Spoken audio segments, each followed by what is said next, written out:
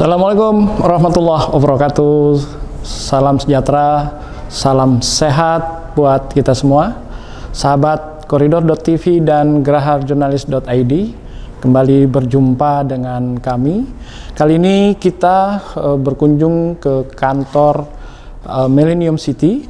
Kita berbincang-bincang dengan Jason Tan, beliau direktur proyek Millennium City seluas 1.300 lebih dan akan dikembangkan sampai 3.000 hektar. Selamat mengikuti. Luar biasa kantornya. Selamat pagi. Selamat pagi Jason. Pak. Selamat pagi Pak Indra. Ya, luar biasa kantornya. Nanti kita ngobrol-ngobrol di kantornya. Parkirnya mudah, ya. Terus desain arsitekturnya luar biasa. Iya. Saya kan kalau ada yang berkantor di sini pasti betah ini, Pak. Betul, Pak. Berapa lantai ini, Pak Jason? Ini kalau secara actual tuh 53. Tapi secara kalau dilihat dari lift kan 66, Pak. Oke. Karena kita ini biasa, Pak, nggak menghindari angka 4. Oh iya, gitu. iya. Saya lihat tadi nomor 4. Iya, jadi tapi karena kita ini juga sistemnya berbeda, Pak, karena waktu kita merancang bangunan ini kita tuh terhambat dengan GSB, Pak. GSB, makanya jadi kita punya tapak itu hanya bisa 2.000 meter persegi. Sedangkan bangunan kita kan tinggi sekali, Pak. Jadi lift kan pasti perlu banyak, biasanya begitu. Jadi kita kemarin itu waktu desain awal caranya kita bikin lift kita tuh double decker, Pak. Jadi double decker tuh sekali angkut 2. Sekali angkut 2 lantai, makanya ada lantai itu ganjil dan genap. Iya. Gitu. Jadi kita karena kita hilangin angka 4, apa boleh buat kita harus hilangin angka 5, Pak. Karena kan dari 3, misalkan lantai 3, kalau 2 lantai kan harus 6, Pak. Dia karena kan sistemnya ganjil genap. Nggak bisa 3 dan 5 gitu. Betul. Jadi agak sedikit ini. Ini untuk sebenarnya dibikin double decker tuh supaya efisiensi, Pak. Karena kita setiap kali bikin office space itu tenan tuh pada lupa mengenai efisiensi. Dari gross ke semi gross ke net tuh mereka selalu lupa. Mereka lihat tuh selalu hanya sewanya murah gitu. Padahal kan yang dibayar kan sebenarnya semi gross. Padahal yang dipakai hanya net gitu. Jadi kita tuh dengan tapak kecil bangunan 53 lantai, kita gross ke semi gross bisa cuman hilang 9%, semi gross ke net kita cuman hilang lagi 9%. Jadi kalau dari gross ke net hilang total cuman 18%. Padahal biasa bangunan gede itu bisa hilang 25%, 30% gitu. Luas kita berapa lahan, Pak? Lahannya sih 1 hektar, Pak. Yang kita bangun hanya setengah.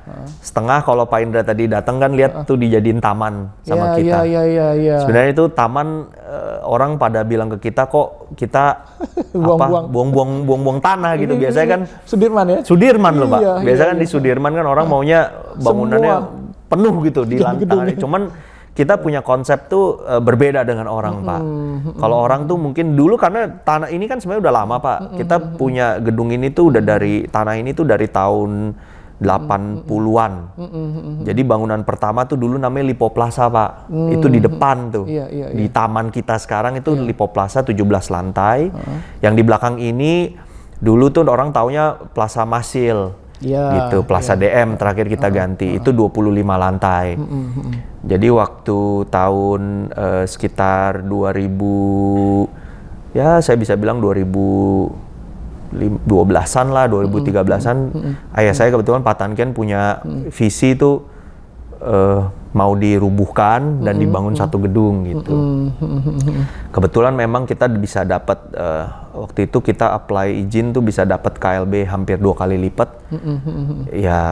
Jadi kita bisa bangun lebih besar. Dulu 2 gedung itu kira-kira ruang sewanya tuh hanya 45.000. Sekarang bisa dapat hampir 95.000. Jadi hampir 2 kali lipat, Pak. Jadi ini benar-benar gedung baru ya?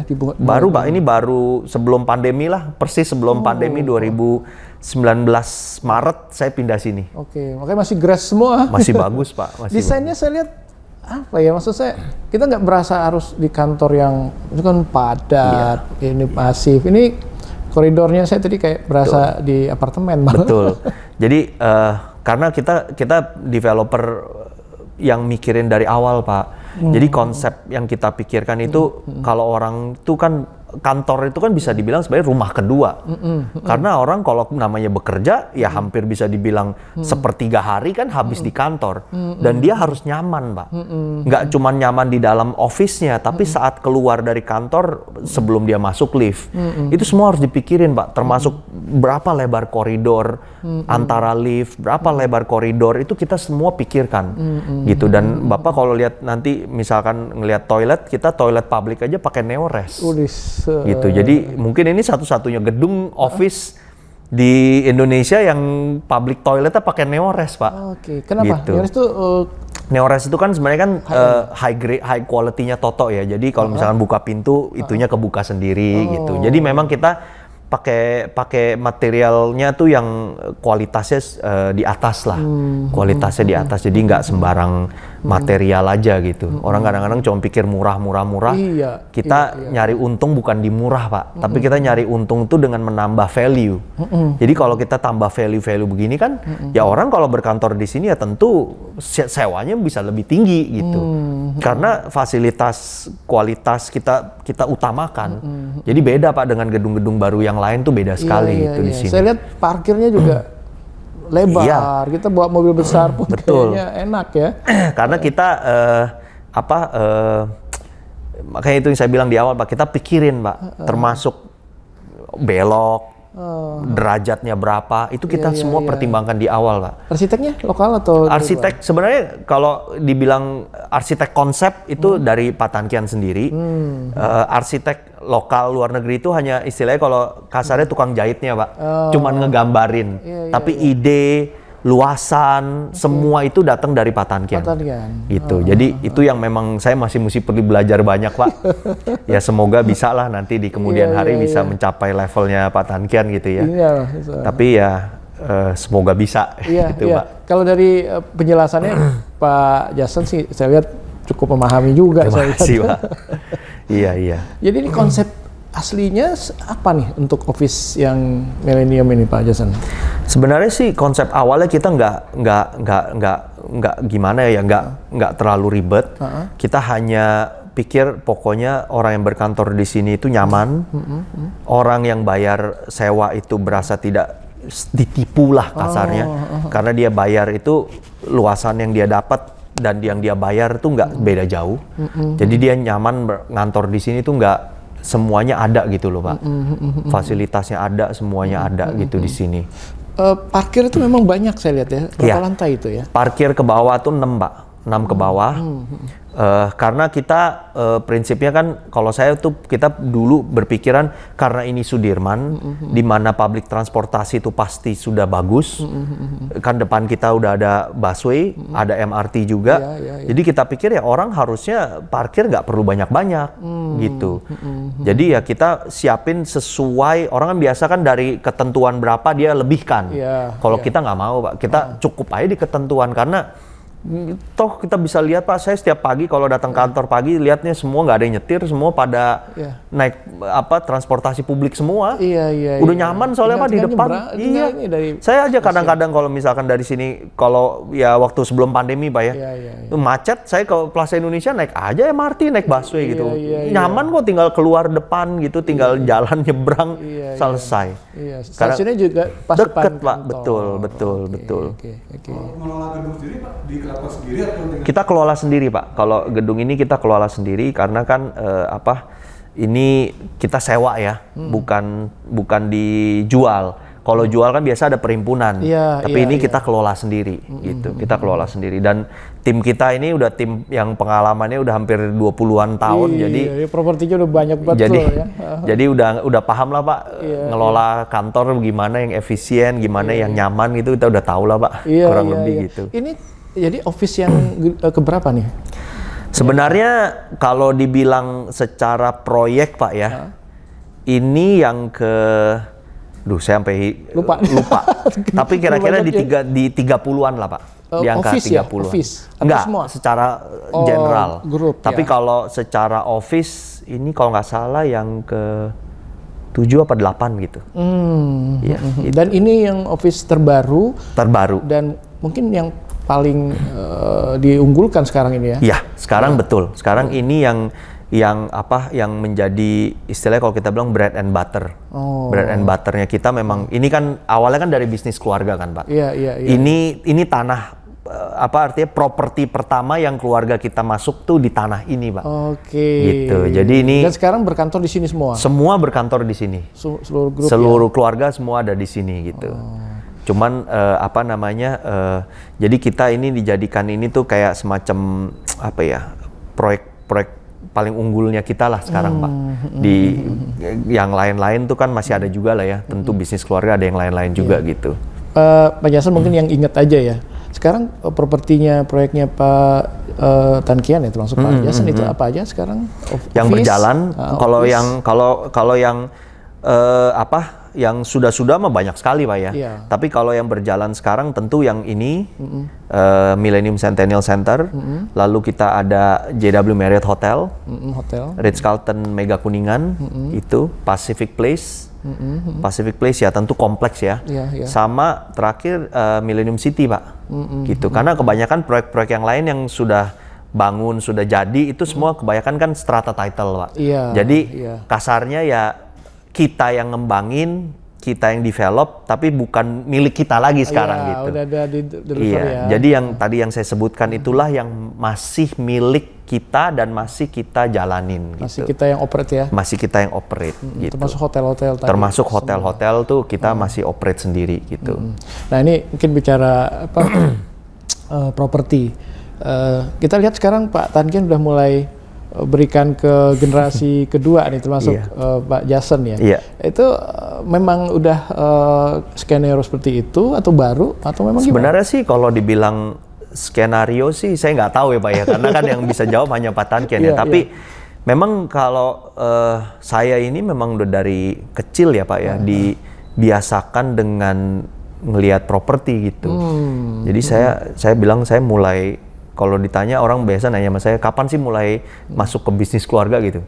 Saya dari umur 12 tahun, Pak. Wow. Jadi waktu saya masih SD itu saya udah ikut Pak Tan Kian ke proyek gitu. Oke. Jadi proyek pertama saya kalau mau nanya yang saya ikut tuh JW Marriott, Pak. Itu di tahun 98 kan pas krisis. Stop sebentar, udah gitu kita mulai bangun tuh mulai di 99 gitu. Nah, saya 12 tahun tuh, Pak, pas di situ. Jadi Jason umur 12 tahun udah di sana, udah di proyek, Pak. itu apa yang dipegang? Jadi sebenarnya bukan megang dalam artian megang bisnis ya, enggak, cuman ngelihat, Pak. Ngelihat tuh bangun bagaimana. Pak Tan Kian tuh kalau inspeksi dengan tim proyek tuh bagaimana, dengan kontraktor bagaimana, hubungannya gimana, cara apa istilahnya ngehandle satu proyek tuh saya udah terbiasa dari kecil, Pak. Makanya jadi kalau saya masuk ke proyek tuh kurang lebih saya tahu, Pak. Apa yang mesti dilihat, apa yang mesti kita percepat, apa yang bisa kita kompromiin. Sampai-sampai ya kadang-kadang bisa lihat juga kadang-kadang begitu masuk, oh tahu ini telat atau enggak gitu. Karena kalau nggak ada itu kita kadang-kadang susah, Pak, karena kita bikin proyeksi kan, misalkan kita sudah janji sama konsumen kita harus serah terima dalam 1 tahun atau 2 tahun gitu. Kalau kitanya tidak di lapangan kita nggak akan tahu, Pak. Kalau istilah kita cuma terima laporan dari istilahnya dari tim kita, kita juga nggak bisa tahu, Pak. Gitu. Makanya waktu pandemi kan agak menyulitkan ya, karena kan takut ketemu orang gitu ya, jadi agak sulit gitu. Karena kalau misalkan kita pakai WA call atau WA video untuk ngelihat bangunan tuh susah kan, Pak. Nggak bisa ngelihat secara bagus gitu ya kasarnya. Walaupun bisa, tapi nggak sempurna lah. Gitu. Jadi kalau saya tuh kebiasaan soalnya misalnya masuk ruangan yang saya lihat selalu ceiling dan lantai, Pak. Supaya tahu ceilingnya lurus, lantainya rata atau enggak gitu, Pak. Kebiasaan dari kecil karena Pak Tan Kian biasa begitu, karena diajarkan ke kami tuh harus perhatikan detail, Pak. Detail inilah yang membuat kita berbeda dengan orang. Jadi karena nggak banyak orang yang terlalu memperhatikan detail kan, Pak ya. Gitu. Biasanya kalau detail itu cost biasanya, Pak Jason. Tentu. Karena tapi kan cost itu kan datang dari sesuatu dulu, Pak. Kalau Bapak nggak tahu gimana datangnya cost itu kan bingung jadi kan, Pak. Misalkan contoh, oh saya nggak suka desain seperti ini harus ganti. Ini kan mempengaruhi cost, Pak. Tapi gimana caranya misalkan, oh desain saya begini kurang cantik, kita percantik sedikit, jadi costnya nggak terlalu besar kalau kita besarin gitu.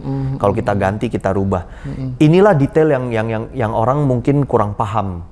Atau orang awam tuh yang kalau datang, oke nggak apa-apa lah, ceiling kayak begini nggak apa-apa lah, bisa diterima mata gitu. Tapi kan yang bisa diterima mata kita belum tentu bisa diterima mata oleh orang lain kan.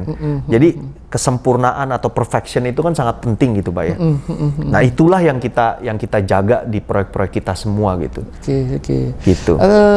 Pak Tan kan punya tiga putra ya. Betul. Pak Jason yang nomor 2, Pak. Saya dua. nomor 2. Nah, ini memang didesain, kalau saya ngulang bahasa tadi. Ini yang pertama proyek yang mana, yang kedua proyek di mana gitu, yang ini proyek yang gimana? Sebenarnya nggak begitu juga sih, Pak. Jadi gimana Pak? Jadi kalau prinsip awalnya, Pak ya, prinsip awalnya itu kan Pak Tan Kian itu kan masuk bisnis keluarga kan, lulus dari sekolah, masuk ke bisnis keluarga, kurang lebih 9 bulan lah setelah dia join, itu kakek saya, berarti ayahnya Pak Tan Kian tuh langsung memberikan perusahaan tuh ke Pak Tan Kian, Pak. Karena kakek saya dulu punya prinsip tuh namanya satu perahu tidak boleh punya 2 kapten kan, Pak ya. Supaya orang tuh nggak bingung. Jadi kalau kakek saya di sana jadi tetap masih di perusahaan, masih ngurus perusahaan, tapi day to day-nya udah dikasih ke Pak Tan Kian, Pak. Dulu waktu Pak Tan Kian udah ambil alih perusahaannya. Jadi apapun keputusan istilah kakek saya tuh hanya bisa advice, Pak. Tapi keputusan akhir tetap di Pak Tan Kian gitu. Inilah supaya anak buah atau kita bilang supplier, vendor itu nggak bingung mau dengerin siapa kan begitu, Pak. Nah, kita pun digitukan, Pak. Jadi proyek tuh bukan artinya saya handle ini itu terserah Pak Tan Kian lah. Kasarnya mau bagi yang mana gitu. Tapi kasarnya ya tetap kadang-kadang saya juga kayaknya saya mau yang ini gitu. Oh dikasih gitu. Boleh jalanin. Nah, kebetulan yang kalau Millennium City ini karena kan proyek ini udah lama sekali, Pak. Jadi dari awal waktu merancang perjanjian, ketemu dengan partner, itu memang dari awal udah saya, Pak. Karena saya yang diajak sama Pak Tan Kian duluan gitu ya. Karena waktu itu kakak saya masih ada proyek yang lain dan adik saya waktu itu masih sekolah gitu. Jadi saya yang kebetulan saya yang istilahnya masih nganggur lah. Ya udah saya dikasih itu. Ya udah nggak apa-apa, saya terima. Sambil berjalan waktu ya akhirnya kan saya dapat Said Sudirman Center juga, ya itu juga saya yang ngurus gitu. Cuman Pak Tan Kian tetap masih ada, Pak. Cuman day to day udah ke saya. Tapi keputusan penting tentu saya selalu konsultasi dengan Pak Tan Kian juga sih. Gitu. Jadi kalau tetap karena kan ya saya kan tetap masih muda, Pak ya. Dan partner-partner kami kan kenalnya juga Pak Tan Kian bukan saya gitu. Jadi saya lebih menghormati mereka. Jadi kalau keputusannya memang yang simple dan day to day itu saya yang putusin. Tapi kalau udah besar keputusannya biasanya saya ke Pak Tan Kian gitu. Mungkin agak detail ke Millennium City nih yang sekarang Pak Jason pegang ya. Bisa cerita sedikit, Pak, dari mana ide untuk mengembangkan proyek di sana ya, di Serpong gitu ya? Iya, kita Serpong, jadi kalau bilang dari Kabupaten Tangerang sampai Kabupaten Bogor, Pak. Tanah kita tuh besar sekali. Itu sekarang terbesar tuh untuk pengembangan daerah sana ya? Ya kalau di daerah kita iya, Pak. Di daerah kita betul. Termasuk gitu. Namanya nih, kenapa sampai memilih Millennium City gitu? Bisa jadi sebenarnya gini, Pak, awalnya gini, kalau ditanya kenapa sih kita mau mulai main township, Pak ya? Iya, tahu. Sebenarnya kan high rise. Iya, biasanya high rise. Karena ini sebenarnya udah idenya Pak Tan Kian dari zaman dulu ya.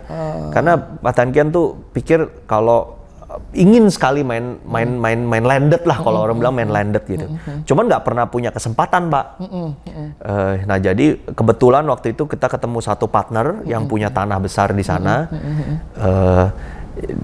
Kebetulan juga ini merupakan istilah warisan keluarganya partner kami itu. Ya dikerjasamakanlah dengan kita. Dan memang keahlian orang partner kita ini memang untuk bebasin tanah lah, Pak ya. Dan kita kan keahliannya konsep, bangun, develop. Jadi cocok, Pak. Cocok. Jadi kita mulai kembangin. Nah, sebenarnya kalau dibilang main landed tuh dibanding high rise, Pak ya. Pengalaman saya yang udah selama ini udah hampir 7 tahun jalanin, saya bilang lebih enak main landed sih, Pak. Sebenarnya ya, Pak ya. Risk-nya juga. Risk-nya, kalau risk semua ada risk, Pak ya. Tentu Tapi kalau dibilang masalah risk lebih besar yang mana, tentu high rise lebih besar, Pak. Karena kalau contoh, Pak, ya, kita bangun apartemen 1000 unit. Kita hanya bisa jual 100. Tetap aja kita harus bangun 1000 unitnya, Pak. Karena kan gedung, Pak, ya. Tapi kalau landed 300 unit per cluster hanya laku 100, ya kita bisa bangun 100 aja. Karena kan yang lain-lain kan bisa kita bangun nanti pas laku gitu kan. Karena kan di perumahan juga ada yang jual kafling, ada yang jadi istilah kafling yang masih kosong sebelah bangun kan udah normal, Pak, ya. Jadi itu, Pak, awalnya. Tapi kita ngelihatnya secara lebih besar lagi. Karena kalau main township itu kan kalau high rise ya hanya itu, Pak. Tanah kita habis, bangun ke atas 1000 unit ya hanya 1000 unit. Tapi kalau misalkan kita main township ini kan kota, Pak, ya. Jadi kita tuh istilahnya menciptakan kehidupan di sana. Nah, ini yang menurut saya yang bukan hanya sekedar mencari untung, tapi kita ini mau menaikkan derajat orang, Pak, sebenarnya, Pak. Karena kita kan lihat bikin kota ini kan orang-orang yang tadinya mungkin gak bisa punya rumah, kita bisa berikan rumah gitu. Kalau apartemen itu kan orang-orang mungkin pada bilang itu luxury product, ya. Hanya segelintir orang yang bisa punya apartemen gitu. Tapi kalau rumah kan ini kan idaman semua orang, Pak, ya. Jadi kita kasarnya kita mau ingin ngebantu bangsa dan negara lah untuk bikin kota lagi gitu kan. Nggak cuman terpusat di Jakarta atau mungkin sekarang udah lebih ke Serpong kan gitu. Kita bikin ngembangin area baru yang mana juga tetap dekat dengan transportasi publik. Bisa orang misalnya kalau mau kerja di Jakarta tinggal di Millennium City juga bisa gitu. Pak Jason, ini yang Millennium City kan sudah banyak ya township yang juga udah dibangun, dijual, dikembangkan gitu. Apa yang membedakan Millennium City dengan township yang lain? Jadi ngebedainnya sebenarnya nggak banyak, Pak, yang namanya kota. Tentu ujung-ujungnya nanti pasti kan akan ada fasilitas-fasilitas, mau dari rumah sakit, sekolah, tempat ibadah, itu lumrah terjadi, Pak. Di township tuh pasti akan ada. Tapi yang ngebedain kita apa sih, kita waktu karena kita mulai di tanah kosong, itu lebih ngegampang ngekonsepnya, Pak. Dibanding kalau misalkan township itu sudah jadi, istilah ngikutin perkembangan zaman itu sekarang lagi ada apa, dia bikin kan lebih mahal, Pak, ya. Jadi kita itu saya selalu bilang kita ini hoki, Pak. Beruntung karena orang-orang di sekitar kita itu sudah pada jadi semua. Nah, jadi kita lebih gampang melihat mereka, kekurangan mereka apa, kita perbaiki di kita. Seperti contoh kan misalkan kayak ya nggak usah jauh-jauh, Pak, kita di Jakarta ya Sudirman aja orang bersepeda kan sebenarnya jadi satu dengan jalur mobil kan. Betul. Nah, kita di sana kita siapkan jalur khusus sepeda. Itu yang mungkin orang lain belum punya, Pak. Dimana itu dikonsep dari awal. Itu dikonsep dari awal, Pak. Itu kita pisahkan benar-benar dengan mobil. Jadi yang mobil jalan sendiri, ini yang sepeda kita pisahkan dengan landscaping, dengan berem kita pisahkan. Jadi mobil nggak bisa masuk ke jalur sepeda, Pak. Lalu kita kan tentu ada pejalan kaki sendiri. Nah, itu pun kita naikkan kan, Pak. Jadi si sepeda nggak bisa nabrak si pejalan kaki. Itu konsepnya dari awal. Lalu apalagi, Pak? Kita selalu bilang namanya orang yang bikin macet kan selalu kan lampu merah.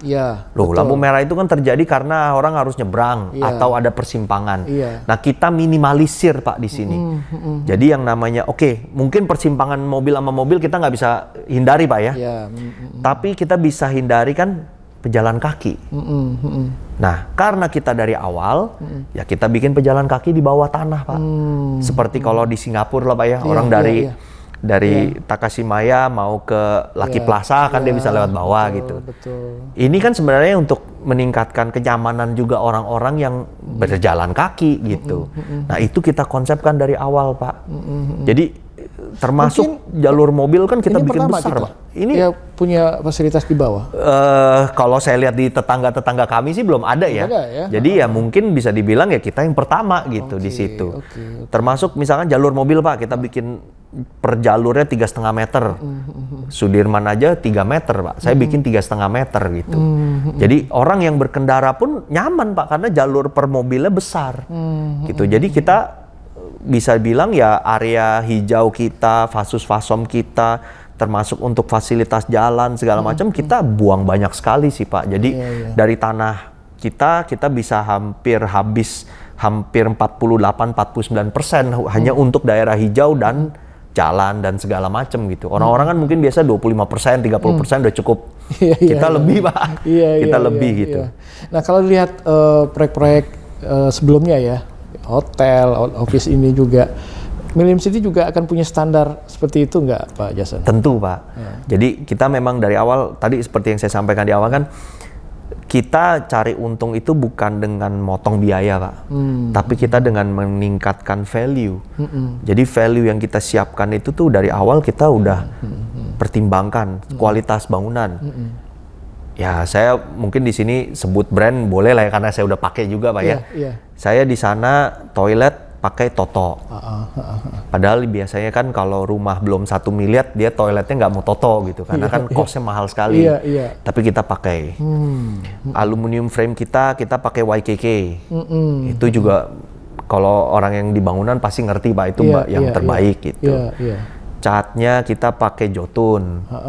Di sana kita dikasih garansi juga cukup panjang gitu dari Jotun. Jadi kita pakai bukan sekedar asal-asalan murah gitu, enggak Pak. Yang terbaik ya. Terbaik yang kita pakai gitu. Termasuk kan kalau Pak Indra ke sana kan kita bikin gerbang juga besar sekali gitu. Betul. Padahal orang konsumen selalu bilang sama kita ini kan di belakang gitu. Karena depan kan selalu orang prinsipnya kan dari mungkin dia ngelihat tetangga kita yang paling depan gitu kan di Cisauk situ.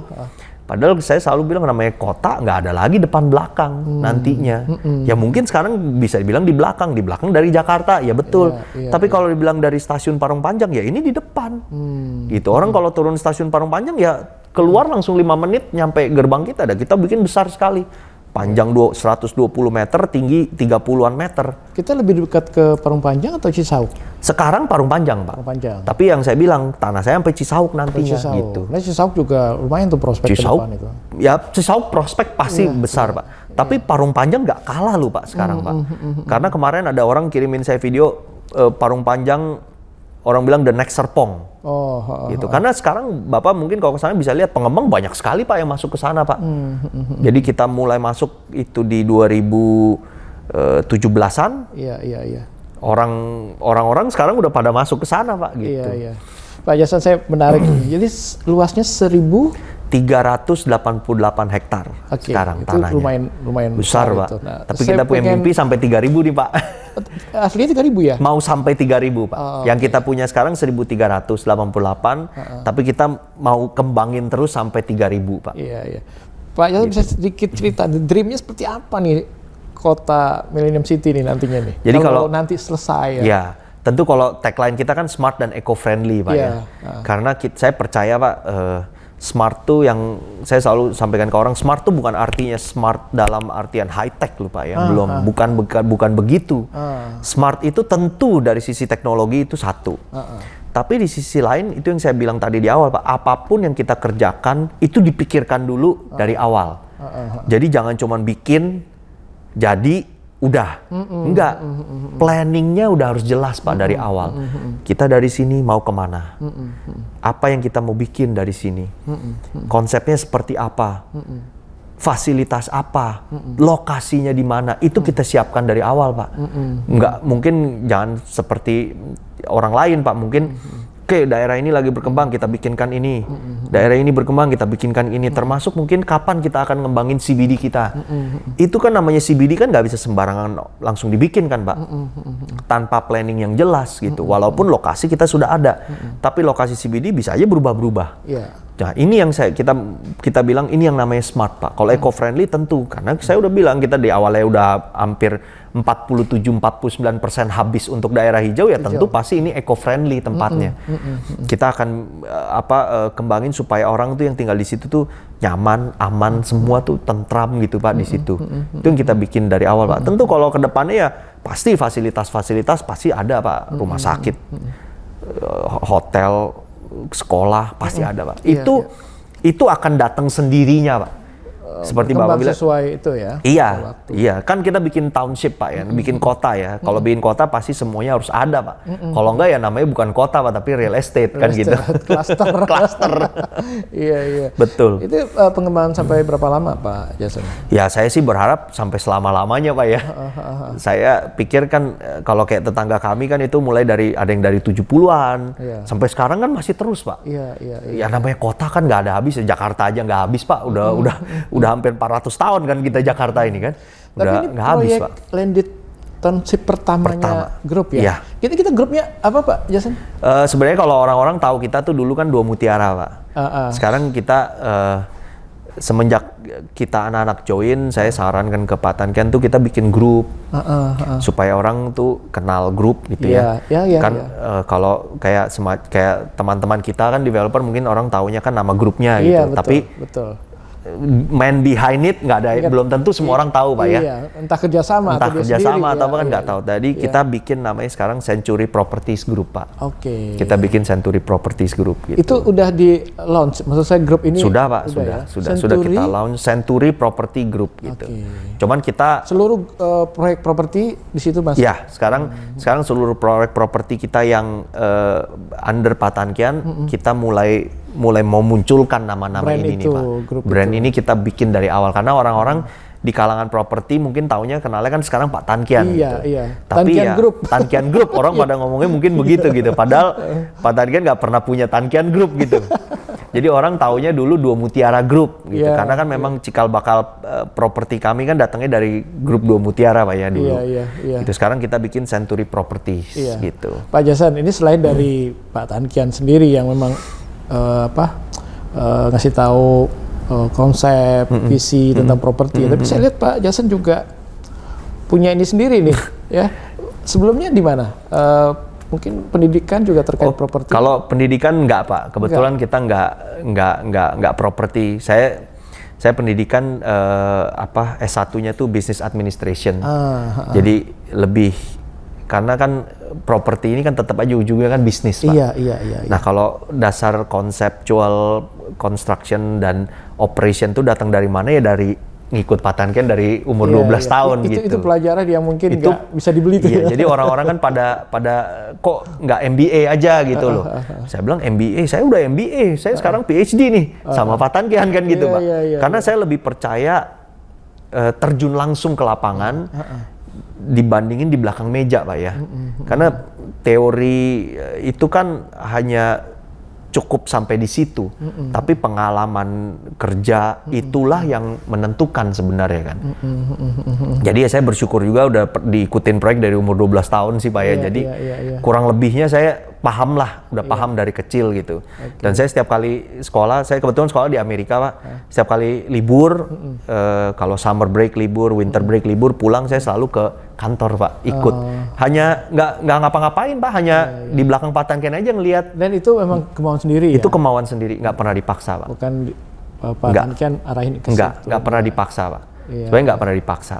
Ya dipaksanya waktu kecil aja ya, karena ya Bapak ya mungkin tahu lah, kalau anak umur 12 tahun siapa sih Pak yang mau ke proyek Pak? Kalau nggak dipaksa gitu kan, setengah dipaksa lah gitu.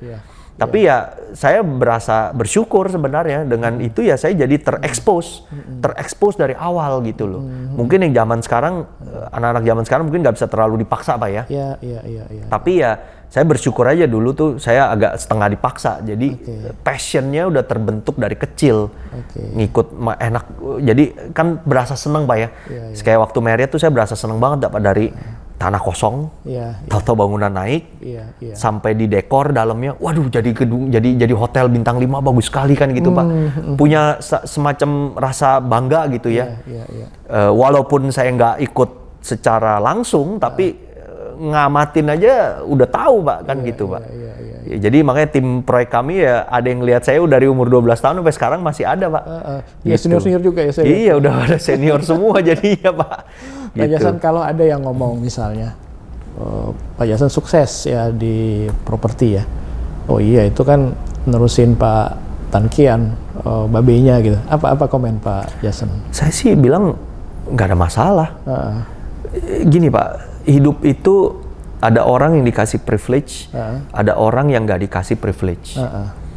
Kalau orang yang nggak dikasih privilege bisa sukses, hebat Pak. Tapi kalau orang yang sudah dikasih privilege tapi nggak bisa hebat, itu lebih parah Pak. Kan kasar Pak, kita ngomong secara gamblang ya, kalau sudah dikasih privilege, manfaatkanlah privilege itu sebesar-besarnya untuk jadi lebih bagus. Kan begitu Pak. Jadi saya menganggap, saya nggak mau munafik Pak ya, karena memang saya dibesarkan dan hidup dari keluarga Pak Tan Kian, ya masa saya bilang, oh enggak itu kesuksesan semua dari saya. Enggak bisa Pak. Jangan munafikan itu, jangan menafikan itu. Saya selalu bilang, ya saya terima kasih dikasih privilege ini ya, Tuhan baik sama saya. Saya bisa lahir dan besar di keluarga yang berada lah ya, dan sudah punya bisnis. Ya gimana sekarang saya harus berjuang untuk membesarkan lagi Pak. Nah inilah yang istilahnya, saya nggak mau sombong di luar, dan tapi kan kalau orang bilang terlalu merendah gitu, janganlah. Kalau memang dikasih privilege ya di acknowledge Pak. Jangan malah, oh enggak itu semua bukan dari sana. Enggak Pak, nggak boleh Pak. Itu malah ngebohongin orang kan, kasarnya Pak ya. Jadi kalau memang dikasih privilege, silahkan manfaatkan. Tapi kalau yang saya sesalin, kadang-kadang orang kan dikasih privilege dia nggak bisa manfaatkan. Betul, malah hancur. Betul. Nah itu kan yang banyak kan Pak. Nah jadi karena kebetulan waktu saya sekolah, saya ngambil mata pelajaran tuh ada yang namanya family business Pak. Ini sih udah teori umum Pak ya. Biasa tuh kalau udah sampai generasi kedua, hanya 50% Pak yang bertahan. Kalau udah di generasi ketiga, itu 30-an% doang yang bertahan, namanya bisnis keluarga Pak ya. Nah saya mau di 30% itu Pak, supaya bertahan dan berkembang lebih besar. Gitu. Jadi ya orang mau ngomong memang, ya karena saya anaknya Pak Tan Kian, ya terima kasih. Saya selalu bilang begitu sih Pak. Ya ilmunya kan nggak bisa, belum tentu semua orang bisa dapatkan. Ya saya kebetulan dikasih kelebihan bisa mendapatkan ilmu ini dari orang yang sudah sukses, orang tua yang sukses. Ya saya manfaatkan sebesar-besarnya Pak. Gitu. Untuk lebih maju Pak, bukan untuk jadi lebih turun, untuk lebih down gitu, tapi untuk membesarkan. Gitu. Makanya saya bilang Pak, saya punya 1.300, saya pengen 3.000 gitu. Ya itulah dengan privilege yang didapat, ya gimana cara kita bisa sampai 3.000 gitu. Gitu Pak. Oke, Pak Yasen, gimana Pak Yasen melihat bisnis properti ya secara umum sekarang, terus support pemerintah, kan kita tahu ada pajak yang juga naik, kemudian tapi kan juga ada relaksasi yang juga dikasih pemerintah ya. Terus prospek ke depan seperti apa Pak Yasen? Sebenarnya sih kalau dibilang properti, prospek bagaimana, prospek properti itu selalu bagus Pak. Karena kan properti ini kan kebutuhan pokok manusia ya, sandang pangan papan, ini kan yang papan. Jadi ini pasti orang-orang tuh pasti membutuhkan properti. Ini tinggal merubah mindset orang Pak ya. Karena ya kalau kita lihat sekarang kan mungkin orang lebih konsumtif dibandingkan investasi gitu ya. Saya lihat sih mungkin itu yang harus berusaha kita ubah. Supaya kaum milenial nih, generasi milenial, generasi Z nih mau punya properti dulu sebelum dia berpikir liburan gitu Pak. Ini memang sulit Pak, tantangan kita ini semua ke depan. Ini generasinya Pak Yasen. Ya generasi saya tentu Pak ya. Tapi kalau saya dari kecil, saya emang udah pengen punya rumah sendiri dong Pak. Kan kita harus mandiri Pak. Kan omong kasarnya kan nggak selamanya harus bergantung sama orang tua kan begitu Pak. Ya yang paling gampang ya kalau nggak punya rumah ya mau tinggal di mana kan gitu Pak. Jadi punya properti ini atau rumah, apartemen apapun itu ya harus sebenarnya menjadi kebutuhan duluan sebelum yang lain-lainnya gitu. Jadi prospek sih bagus Pak ya Bapak. Mungkin Pak Indra tahu sendiri kan backlog perumahan kita aja udah berapa banyak Pak. Dan nambah terus. Kita kalau pengembang seluruh Indonesia disuruh bangun segitu banyak aja belum tentu bisa loh Pak. Jadi prospeknya bagus sekali karena dengan demand-nya kan kelihatan banyak. Tapi kenapa sih kok seolah-olah terus nambah? Ya karena itu Pak, mindset orang yang mungkin punya rumah nanti dulu deh gitu ya.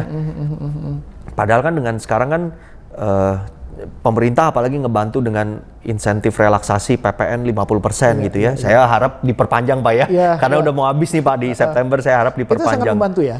Itu sangat membantu Pak. Tahun lalu waktu relaksasinya 100% bantu sekali Pak.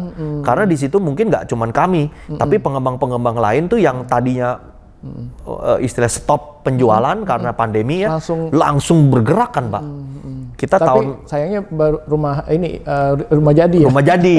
Nah, itu mungkin pemerintah bisa mikir bagaimana rumah inden, Pak ya. Gitu ya. Caranya bagaimana ya mungkin bisa dipikirkan pemerintah, tapi karena yang rumah-rumah inden ini mungkin karena kalau kita mungkin dibilang pengembang besar, ya mungkin yang kalau rumah-rumah jadi mungkin menguntungkan pengembang besar. Karena kita bangun seperti contoh 300 klaster, laku 200, yang 100-nya dia bisa cepat bangun karena lahan sudah siap kan Pak. Infrastruktur udah siap gitu. Jadi kalau misalnya relaksasi pemerintahnya cuman mungkin berlaku 8 bulan atau setahun, dia bisa bangun Pak. Gitu. Tapi kalau orang-orang yang istilah pengembang yang baru mulai, yang infrastrukturnya belum ada, ya dia kan pasti perlu waktu Pak. Dari dia mulai berjualan sampai dia serah terima gitu. Mungkin perlu 3 tahun, 2 tahun, 3 tahun gitu. Nah ini kan kalau di insentif sekarang kan itu nggak termasuk Pak ya. Jadi sangat disayangkan karena kan salah satu kriterianya kan harus serah terima di akhir insentif gitu. Paling lambat masa insentif misalnya berakhir di bulan depan ya dia harus serah terima rumahnya di bulan depan. Nah itu kan sebenarnya kan nggak menolong Pak ya. Padahal potensinya masih banyak sekali gitu besar, dengan rumah-rumah inden tuh. Karena kan kita kan nggak bisa ngelihat orang-orang yang punya uang Pak. Kalau orang-orang yang punya uang ya mungkin tentu dia bisa cicil setahun gitu ya. Tapi kalau orang-orang yang istilahnya baru pertama kali mau punya rumah atau yang working class people, middle income people, ini kan mereka selalu bisa-bisa nyicil DP aja bisa setahun 2 tahun kan Pak. Ini kan yang harus dipertimbangkan. Jadi kalau saya lihat mungkin yang beli kemarin itu ya mungkin yang orang tuanya mampu atau yang ada uang lebih gitu ya, atau mungkin yang investor yang beli. Padahal kan kita pengennya tuh yang beli rumah di mana-mana Pak ya, itu harusnya end user, jangan hanya investor gitu ya. Harus ada end usernya gitu. Ya kami sih bersyukur, Millennium City sih bersyukur banget sih Pak. Saya bisa bilang 70-an% nih end user yang beli. Yang benar-benar mau tinggal. Yang benar-benar mau tinggal gitu. Makanya saya agak kaget juga sih waktu saya kan nggak nyangka Pak orang bikin rumah. Saya udah serah terima hampir 500-an unit, yang sudah tinggal di situ udah hampir 200 rumah Pak. Saya bilang dalam 2 tahun sih pencapaian yang cukup bagus ya. Makanya sekarang saya terima banyak komplainan Pak. Saya seneng Pak terima komplainan karena kan untuk maju Pak ya. Komplainnya apa itu? Ya mungkin ya tentu Pak karena kita baru mulai ya. Fasilitasnya kurang gitu kan karena ya. lebih cepat masuk. Karena lebih cepat masuk, kita kan orang mungkin dari serah terima biasa kan untuk rame kan perlu 3 tahun, 5 tahun baru rame gitu. Nah kita langsung serah terima, ada yang langsung serah terima langsung dekor. Waduh saya sampai bilang, waduh ini sih saya bilang sama tim, iya Pak. Saya sampai bilang sama tim, siap-siap dikomplain nih kita. Tapi kita harus terima itu sebagai hal yang positif. Kalau bilang menengah semua Pak, dari bawah menengah, karena kan kita range-nya banyak Pak ya. Ada yang dari 300-an juta, ada yang 500-an juta, ada yang 800-an, ada yang miliatan gitu. Jadi range-nya ada Pak. Nah yang tinggal ini banyak kan kebetulan yang 600-an juta, 700-an juta yang ditinggalin nih. Gitu. Makanya orang-orang yang memang orang-orang yang bukan investor, jadi yang di sana tuh memang kerja Pak. Jadi dia mengharapkan istilahnya instan Pak, fasilitas instan, kenyamanannya instan gitu. Karena ya begitunya tuh, saya udah sampai di sana makan di mana nih kan gitu Pak. Ya makanya kita sekarang bikinin, kita lagi ngembangin namanya Millennium Festival Pak, M-Fest. Nah di situ nanti kita siapin tempat-tempat makan, ya bukan tempat makan kayak gimana Pak ya, tapi ya minimum yang orang. Saya juga bantu UMKM lah di situ yang mau berusaha.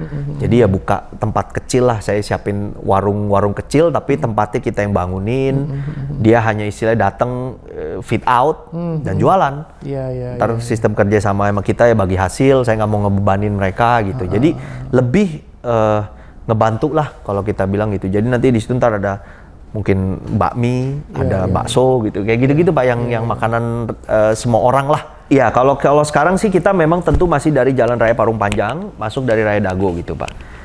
Tapi kan sekarang kan lagi dikembangin kan tol Serpong Balaraja Pak ya. Iya, iya. Nah, jadi itu saya dengar sih katanya exitnya sih di Legok.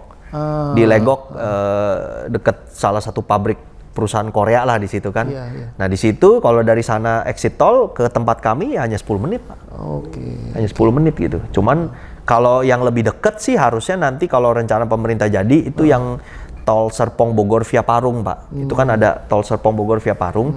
Itu harusnya lebih dekat lagi ke kami. Cuman Tapi kan nggak ada yang bisa ditarik ke dalam Pak, LRT atau apa gitu? oh nantinya Pabrik pasti bisa Pak. bisa Nantinya masuk. pasti bisa. Cuman saya selalu apa ya advice orang tuh udahlah tinggalin mobil gitu. Lebih iya, nyaman kan kereta gitu kan. Iya, iya. Saya aja ke sana naik kereta Pak sebelum pandemi ya, sebelum Iya, pandemi iya, ya. iya, Saya naik ke sana naik kereta Pak. Karena pernah kejebak macet nggak kuat kan Pak. iya. Jadi akhirnya naik kereta karena naik kereta ya istilahnya kalau pakai mobil ya turunin saya di Tanah Abang. Saya ke sana 40 menit. Sampai sana ke proyek Turun cuma 5 menit. stasiun- Taruh stasiun Parung Panjang Pak. Panjang. Stasiun Parung Panjang gitu. Jadi lebih terukur ya dulu. Selesai dari kantor mungkin jam 2 gitu saya ke sana, nyampe jam 3 jam setengah 4.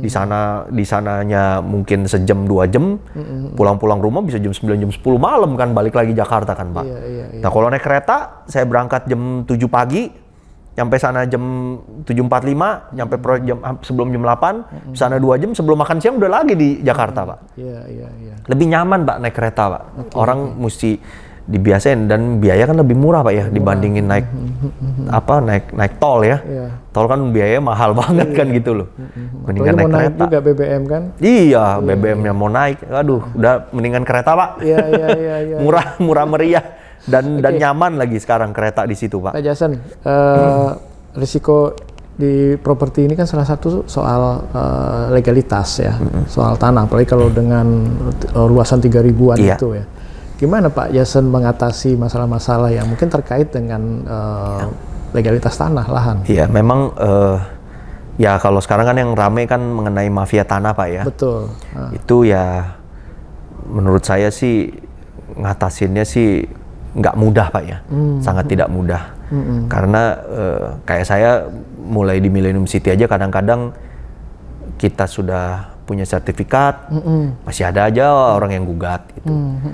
Itu di mana-mana pasti terjadi Pak, sama semua orang Pak. Hampir seluruh pengembang juga. Ya kan, alami. ya saya sih cuman melihatnya seperti ini Pak ya.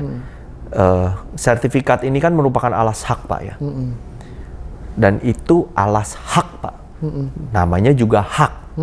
Hak itu diberikan oleh pemerintah kepada yang memiliki. Jadi kalau udah dikasih sama pemerintah, siapapun sebenarnya nggak boleh ganggu gugat Pak. Gitu loh. Karena kan kebanyakan Pak ya kalau saya lihat sengketa itu kan terjadi bukan dengan pemilik, tapi dengan ahli waris Pak biasanya Pak. Iya. Yang namanya ahli waris kan seperti saya contoh Pak ya. Saya kan kadang-kadang bisa aja orang kan belum tentu tahu semuanya Pak. Mungkin ahli warisnya bukan saya Pak, tapi cucu mungkin Pak. Kadang-kadang turun lagi satu. Yang mana dia mungkin yang namanya orang kan kalau jual beli tanah pasti selalu simpen fotokopi kan Pak ya.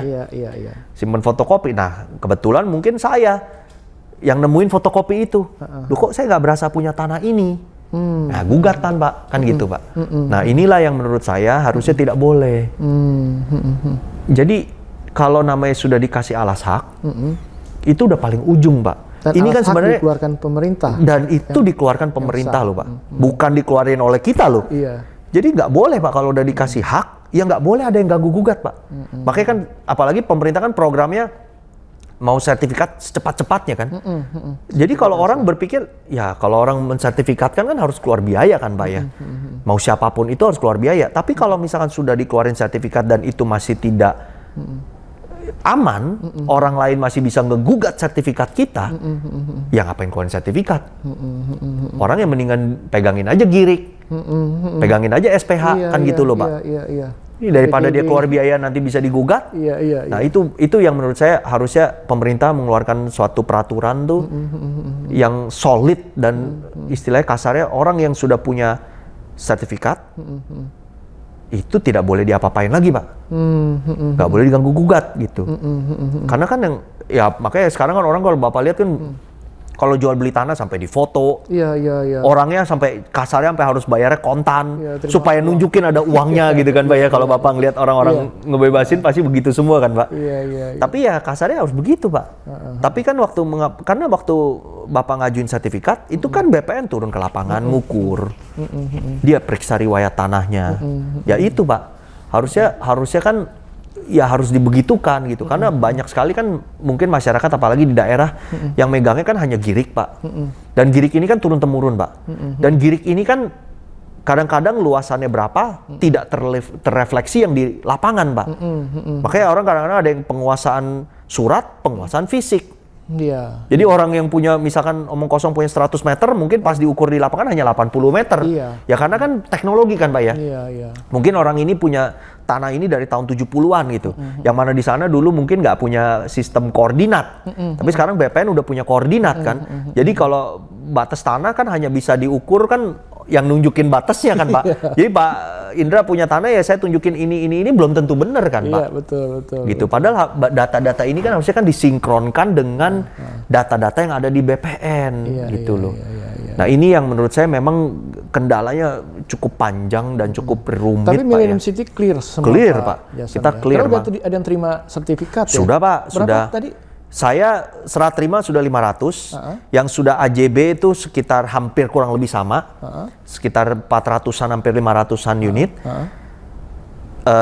Kalau misalkan kita bilang yang sudah terpasang HT Pak ya, kan ada orang yang KPR gitu ya, yang udah pasang hak tanggungan itu udah hampir 150 unit, karena banyak juga yang bayarnya cash Pak ternyata Pak.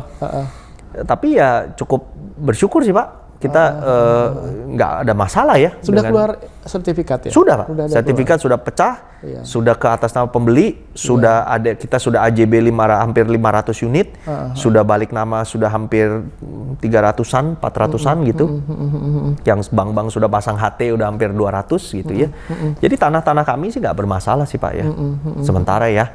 Amit-amit Pak ya, jangan sampai ada apa-apa. Mudah-mudahan sampai ke depannya nggak ada masalah gitu. Tapi masih ada yang kemarin kan baru tanda tangan kerjasama dengan beberapa betul bank Pak. Itu untuk betul. KPR atau? Itu untuk KPR Pak. Itu untuk KPR. Mungkin kemarin itu kan 4 bank.